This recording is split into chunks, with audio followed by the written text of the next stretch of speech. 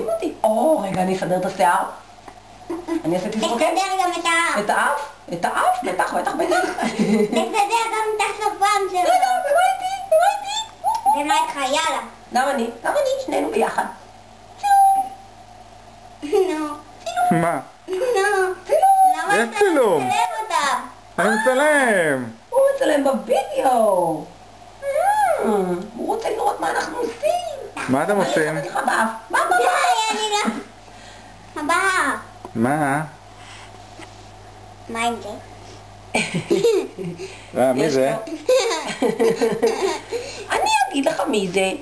זה האריה הכי פחדן שאני מכיר. לא אני נכון, נובח לא. עליו והוא בורח. רוצה לראות? יאללה.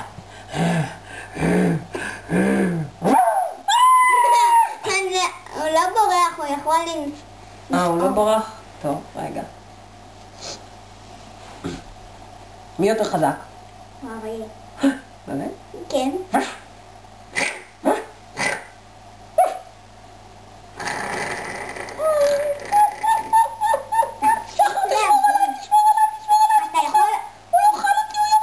הוא לא יאכל אותך, מלך, פשוט תפסיק להציק לו. אז אני אציק לו בסדר. אז אני אתן לו נשיקה. תגיד לי, אתה השתגעת? מה אתה נותן לי נשיקה? אני לא מסכים בכלל. תן לי כבר לסדר את האף שלך. אבל באף זה לא נעים לי. אני אתפוס לך פשוט את אני הראש. אעשה אפצ'י. תזהר מהנזלת שלו, שעושה חפצ'י. תפסיק! אתה רוצה שאני אעזור לך? אני אנשך אותו. אני אתפוס לו את היד. לא. לא? אבל אני רוצה לשמור עליך, שחר. אבל... טוב, אבל עכשיו לא עושים את זה. אני קודם מה עושים? רוצה להתרחץ. קודם זריקה. אני אמרתי שאני שומר עליך בזמן הזריקה, ואני כבר רוצה ללכת לישון.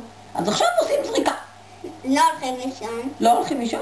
לא צריך, אז לא לישון. קודם עושים זריקה. לא. ואחר כך הולכים להרכיב פאזל בחוץ. אתה הבטחת שהולכים להרכיב פאזל 500 חתיכות? 500 חתיכות.